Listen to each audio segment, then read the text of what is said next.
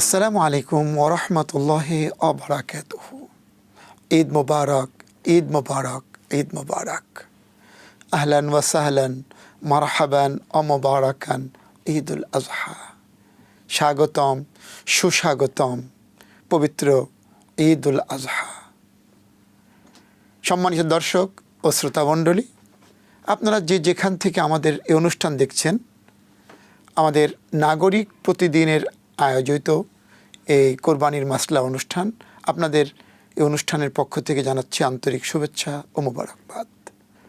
আমরা গত পর্বে কোরবানির মাসলা অনুষ্ঠানে কোরবানি কী এবং কেন, কিভাবে আমরা পেলাম, আল্লাহ সুবহানাহু ওয়া তাআলার বাণী থেকে, নবীজি সাল্লাল্লাহু আলাইহি ওয়াসাল্লামের সুন্নাত থেকে আমরা আলোচনা করেছি। আজ পবিত্র ঈদুল আজহা, 10ই জিলহজ। সকলেরই মুখে হাসি, আনন্দ। একটি ছোট্ট কথা মনে পড়ে গেল, যদিও আমাদের সময় কম, তবু বলছি। ঈদের নামাজে সবাই শরিক হবে আনন্দের সাথে। নবীজি সাল্লাল্লাহু আলাইহি ওয়াসাল্লাম ঈদের জামাত পড়াবেন, ঘর থেকে বের হয়েছেন। একটা বাচ্চা কান্না করতেছে, চোখে পানি। অন্য বাচ্চারা খেলাধুলা করছে, কিন্তু এই বাচ্চাটা খেলে না। নবীজি তার পাশে গেলেন, জামাত প্রস্তুত। নবীজি বাচ্চাটার কাছে যায়, বললেন, বাবা তুমি কান্না করছো কেন? সবাই হাসি খুশি করছে, আনন্দ ফুর্তি করছে। ছেলেটা বলছে, ওরা তো আমাকে নেয় না ওদের সাথে। কেন? না, আমি তো গরিব, আমার তো বাবা নেই। নবীজি সাল্লাল্লাহু আলাইহি ওয়াসাল্লাম তাকে কোলে তুলে নিলেন, ময়দানে না গিয়ে ঘরে গেলেন। আয়েশাকে বললেন, আজকের থেকে সে আমাদের সন্তান। ছেলেটিকে বললেন, আজকের থেকে আয়েশা তোমার মা, আমি তোমার বাবা। এটার নাম ইসলাম, এটার নাম কোরবানি। আমরা আমাদেরকে স্যাক্রিফাইস কতটুকুন করতে পারলাম, গরিবের প্রতি কতটুকুন সদয় হতে পারলাম। আপনারা জানেন, এই জায়েদ ম্যাচিউর হওয়ার আগ পর্যন্ত নবীজির ঘরেই ছিলেন, নবীজির ফ্যামিলি মেম্বার হিসেবে ছিলেন। মা আয়েশা সিদ্দিকাকে মা ডাকতেন, নবীজিকে বাবা ডাকতেন। এই যে মানবতা, এই যে মানুষের প্রতি ভালোবাসা, প্রেম, এটার নাম ইসলাম, এটার নাম কোরবানি। আমরা যারা কোরবানি করব, আজকে ঈদের দিন ফজরের নামাজ নিশ্চয়ই আমরা পড়েছি। ঈদের রাতটা অত্যন্ত গুরুত্বপূর্ণ রাত, অত্যন্ত আল্লাহ পাকের পছন্দনীয় রাত। আমরা কোরবানির পশুটিকে একটু সুন্দরভাবে গোসল করাবো। পরিষ্কার পরিচ্ছন্নতা ঈমানের অঙ্গ। শুধু হাদিস না, কোরআনেও আল্লাহ বলেছেন, ইন্নাল্লাহা ইউহিব্বুত তাওয়াবিন ওয়া ইউহিব্বুল মুতাতাহহিরিন। আল্লাহ পাক পরিষ্কার পরিচ্ছন্নতাকারীকে পছন্দ করেন। নিজে যেমন গোসল করব, কোরবানির পশুটিকেও, কারণ ও তো আমার সন্তানের মতো। ইব্রাহিম আলাইহিস সালামকে তো আল্লাহ পাক সন্তান কোরবানি করতে বলেছেন। ওই জায়গাটিকে আমরা যেন মনে রাখি। কেন কোরবানি করছি, কি কোরবানি করছি? আমার প্রতি যদি আমার সন্তান কোরবানির সেই হুকুম থাকতো, আমি কি করতাম আজকে? এই যে একটা ধ্যান, এই যে একটা চিন্তা, এই যে একটা অনুভূতি আমার মধ্যে জাগ্রত করতে হবে। আত্মশুদ্ধি লাভ হবে, আত্মা আল্লাহর নূরের আলোকে আলোকিত হবে, যদি আমরা এই কাজগুলিকে চিন্তার মধ্যে আনতে পারি। আমি যেমন একটু সুন্দর কাপড় পরব, ঈদের নামাজে যাব। ঈদের নামাজে যাওয়ার মাসালা আমরা জানি। নবীজি সাল্লাল্লাহু আলাইহি ওয়াসাল্লাম বলছেন, যে রাস্তা দিয়ে যাবে অন্য রাস্তা দিয়ে ঢুকবে। কেন? এলাকাবাসীর সঙ্গে সৌহার্দ্য বিনিময় হবে, ঈদ মোবারক বিনিময় হবে। এক রাস্তা দিয়ে যাবে, আর এক রাস্তা দিয়ে আসবে। এটাই কিন্তু সুন্নাত। আর তাকবীর বলবে, আল্লাহু আকবার, আল্লাহু আকবার, লা ইলাহা ইল্লাল্লাহ, আল্লাহু আকবার, আল্লাহু আকবার ওয়ালিল্লাহিল হামদ। আমরা গত অনুষ্ঠানে এটার উপর আলোচনা করেছিলাম, নিশ্চয়ই আপনাদের মনে আছে। এই তাকবীর বলবেন ইমাম সাহেবের সাথে আমরা ঈদের ময়দানে। দেখুন, ময়দানে কিন্তু ঈদের নামাজ সুন্নাত।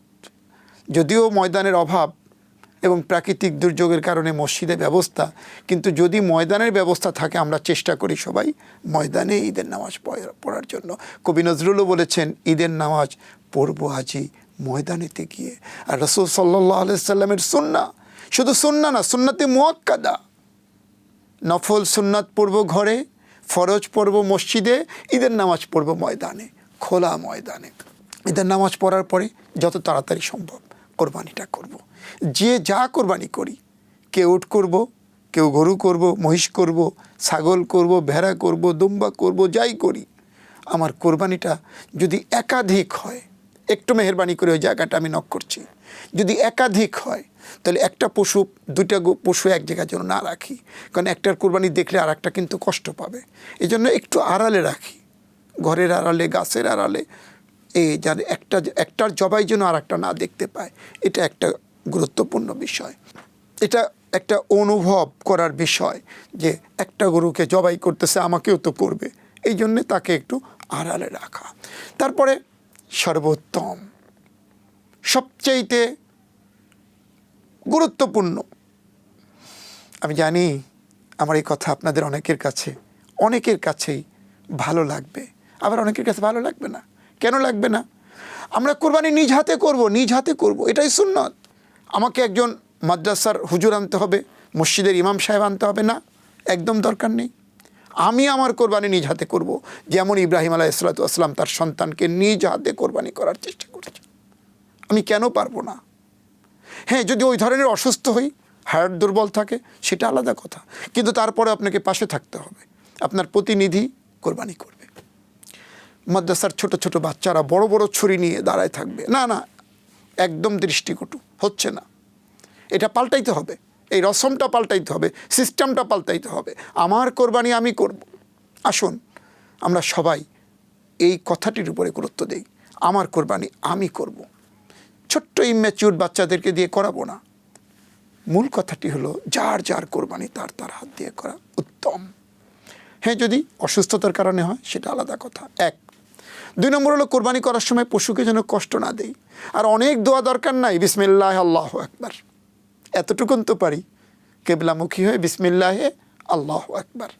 আর যারা একটু বেশি জানি, আরও অনেক দোয়া পড়তে পারি, সেটা আলাদা কথা। অথবা আপনি বাংলায় বলতে পারেন, আল্লাহ তুমি আমার এই কোরবানি কবুল করো, যেমনিভাবে তুমি কবুল করেছো সাইয়েদনা ইব্রাহিম আলাইহিসসালাতু ওয়াসসালামের কোরবানি, যেমনিভাবে রাসূল সাল্লাল্লাহু আলাইহি ওয়াসাল্লামের কোরবানি, যেমনিভাবে সাহাবায়ে কেরামদের কোরবানি, যেমনিভাবে তোমার প্রিয় বান্দাদের কোরবানি, এমনিভাবে তুমি আমাদের পক্ষ থেকে কোরবানি। এখানে আরেকটা কথা খুবই গুরুত্বপূর্ণ, আমার ছেলের কোরবানি, মেয়ের কোরবানি, আমার কোরবানি, কথাটা একদম ঠিক না। বলতে হবে কোরবানি কেবলমাত্র আল্লাহর নামে, আল্লাহর জন্য, আমাদের পক্ষ থেকে। কি বলতে হবে? আমাদের পক্ষ থেকে। এটা আমার মেয়ের পক্ষ থেকে, এটা আমার ছেলের পক্ষ থেকে, এটা আমার পক্ষ থেকে। জাস্ট ভাষাটা কিন্তু বুঝতে হবে আপনাকে। আমার ছেলের কোরবানি না, আমার মেয়ের কোরবানি না, আমার ছেলের নামে মেয়ের নামে না, আল্লাহর নামে, ছেলের পক্ষ থেকে, মেয়ের পক্ষ থেকে, এটা আমাদেরকে বুঝতে হবে। তারপর কোরবানি করলাম। এই যে চামড়াটা, আমাদের চামড়া নিয়েও অনেক টানাটানি হয় না। চামড়ার হক হলো গরিব, অসহায়, ইয়তীম, যদি সেটা আপনার পরিবারের মধ্যে হয়, আপনার আত্মীয় স্বজনদের মধ্যে হয়, প্রথম হক তার। ওয়া আতিজাল করবা হাক্কাহু, প্রথম আপনার আপনজন আত্মীয় স্বজনদের মধ্যে গরিব থাকলে সে। তারপর আপনি মাদ্রাসায় দিতে পারেন, তারপর আপনি স্কুলের ছাত্রদেরও দিতে পারেন, গরিব অসহায় ইয়তীম স্কুলের ছাত্র, তাকেও দিতে পারবেন। আপনার একেবারে ছোট সময় যখন আমি জন্মগ্রহণ করেছিলাম, আমাকে যারা কোলে পিঠে করে বড় করেছিল, আমার কাপড় চোপড় অপরিষ্কার, পায়খানা প্রস্রাব যারা সাফ করেছিল, একটু স্মরণ করে দেখেন তো, ওদেরকে যদি পাওয়া যায় ওদেরকে দিন, আরও একটু বেশি করে দিয়ে দিন, তাদের হক আছে। আজকে আমি বড় হয়েছি, হ্যাঁ আমি এটা করি, আমি ব্যক্তিগতভাবে বলছি আমি এটা করি। কে আমার জন্মের সময় আমার কাঁথা কাপড় পরিষ্কার করেছে, কে আমাকে কোলে নিয়েছে, আমার আম্মার কাছ থেকে আব্বার কাছ থেকে আমি শুনে নিয়েছি, আমি তাদের জন্য করি। আমি আপনাদেরকে সেটা আহ্বান করছি, শিকড়ে যাই, আমার জন্ম কোথায়, তাদের কাছে আমার হক আছে। আমি বড় হয়েছি কাদের কোলে, তাদের কাছে আমার হক আছে, দায় আছে, তাদের কাছে যাব, তাদের কাছে কোরবানির গোশত পৌঁছিয়ে দেব যতটুকুন সম্ভব। তারা আসতে পারেনি, হয়তো লজ্জায় আসতে পারেনি, তার বাড়িতে পৌঁছিয়ে দেব। তারপরে কোরবানির গোশত 3 ভাগ করা আমাদের দেশে একটা সিস্টেম, হ্যাঁ করতে পারি, ভালো। আত্মীয় স্বজনের একটা হক, আত্মীয়র বাড়িতে পৌঁছায় দেব, গরিবের একটা হক গরিবের বাড়িতে পৌঁছায় দেব, আর আমারটা আমি করতে পারি। এখানে যদি কেউ মনে করি, উদাহরণস্বরূপ একজন একটা খাসি কোরবানি করছে, তো খাসিটার গোশত হচ্ছে 6 কেজি 7 কেজি বা 10 কেজি, তার পরিবারেই 20 জন 25 জন লোক, তো সেটা রান্না করে গরিব মিসকিনের মধ্যেও নিয়ে আপনজনদের নিয়ে সবাইকে নিয়ে খেতে পারে। 3 ভাগ করা এমন জরুরি কিছু না, এটা ফরজ ওয়াজিব না। সুতরাং এগুলোর দিকে আমরা খেয়াল করি যে 3টা ভাগ করলো না, সে তার সুবিধা মতো সে সেটা করে নেবে। আর কোরবানির গোশত ফ্রিজে রাখা যায়, কোরবানির গোশত শুকিয়ে রাখা যায়, কোরবানির গোশত আপনার যেভাবে ইচ্ছা আপনি হালাল উপায়ে খেতে পারেন, কোনো অসুবিধা নাই। তবে আমরা যেটা করি, যেখানে কোরবানি করলাম সেখানে ওয়াতইমুল বাইসাল ফাকির ফাকুলু মিনহা, আল্লাহ বলছেন তুমি খাও আগে, তারপরে ফকিরদের জন্য রাখো। আমরা ময়দানেও গরিবদের অংশটা রেখে দিই, পুরা 3 ভাগের 1 ভাগ গরিবদের জন্য আমরা ময়দানে রেখে দিই। আলহামদুলিল্লাহ আমার বাড়ি ফরিদপুরে, শহরের পাশেই গির্দা গ্রাম। আজ থেকে 30-35 বছর আগে যখন আমরা ঈদের নামাজ পড়াইছি, এলাকার ঈদের নামাজ পড়াইতাম, আমি কোরবানি করতাম, সেখান থেকে আমরা এই নিয়মটা করেছি। আমরা সব গরিবের হকটা মাঠে রেখে দিই, ওখান থেকে একজন 2 কেজি 3 কেজি করে সব ভাগ করে চলে যায়। আলহামদুলিল্লাহ আপনাদেরকে আহ্বান করছি, সুস্থভাবে সুন্দরভাবে পরিচ্ছন্নভাবে আমরা কোরবানি করব। দেখুন, বিশেষ করে ঢাকার টাউন, গ্রামেও হয় এই কোরবানির রক্তগুলা রাস্তাঘাটগুলা নোংরা করে না, অসম্ভব। পানি স্প্রে করে পাইপ দিয়ে হোক বালতি দিয়ে হোক এই রক্তগুলা কিন্তু আপনাকে পরিষ্কার করতে হবে। কোরবানির বর্জ্য যেগুলা, মলমূত্র যেগুলা রাস্তার পাশ দিয়ে দুর্গন্ধে 2 দিন 3 দিন 7 দিন চলা যায় না। সবাই মনে করি সরকারের লোক আছে, সিটি কর্পোরেশন আছে। না ভাই, এটা আমার হক, আমার দায়িত্ব, আমার কাজটা আমি যেন করি, আমার দ্বারা কেউ যেন কষ্ট না পায়, মৃত্যু পর্যন্ত এই কথাটি খেয়াল রাখি। আমার কথায়, আমার কাজে, আমার ব্যবহারে, আমার আচরণে, আমার সামাজিকতায় কোরবানি, এই যে আমার এই পশু কোরবানির এই রক্ত, এই বর্জ্যের দ্বারা এলাকায় যেন দুর্গন্ধ না ছড়ায়। প্রাকৃতিক এটাও কিন্তু আমাদের রক্ষা করা অনেক ইবাদত, অনেক বড় ইবাদত। মাতৃভূমির জন্য, প্রিয় জন্মভূমির জন্য আল্লাহর কাছে দোয়া করা, এই কোরবানির গোশত দিয়ে মেহমানদারি করা অত্যন্ত গুরুত্বপূর্ণ একটি আমল। আর সবচাইতে বড় ভালো কাজ, ঈদের নামাজ পড়ে এসে বাবা মাকে একটু সালাম করা, বাবা মার জন্য একটু দোয়া নেওয়া আমরা করেছি। আমার খুব মনে আছে, খুব ভালো মনে আছে, যদিও আজকে আমার বাবা মা নেই। এই নতুন টাকা বাবা মার হাতে দিতাম, গরিব মিসকিনকে, তারা অসহায়দেরকে অকাতরে বিলাতেন, অকাতরে।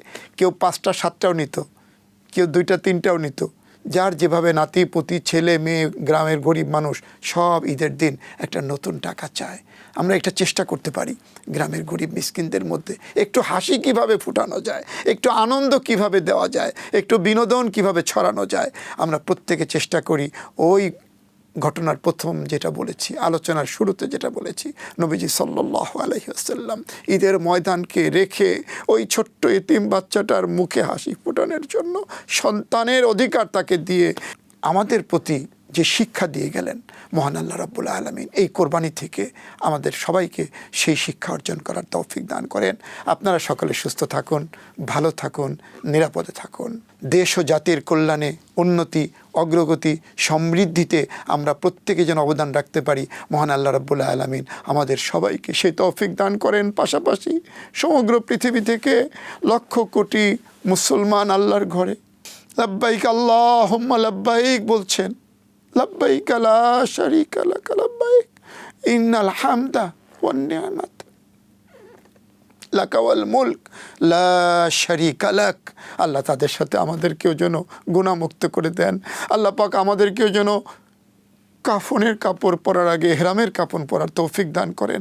আল্লাহ রাব্বুল আলামিন আমাদের সবাইকে আল্লাহর ঘরে নবীজির রওজায় গিয়ে যেন হজ আদায় করার তৌফিক দান করেন এবং সমস্ত হাজি সাহেবানরা যেন নিরাপদে সুস্থভাবে নিজ নিজ গন্তব্যস্থলে পৌঁছতে পারেন। মহান আল্লাহর কাছে এই ফরিয়াদ রেখে আজকের মতো এখানেই শেষ করছি আপনাদের প্রিয় অনুষ্ঠান নাগরিক প্রতিদিনের কোরবানির মাসআলা।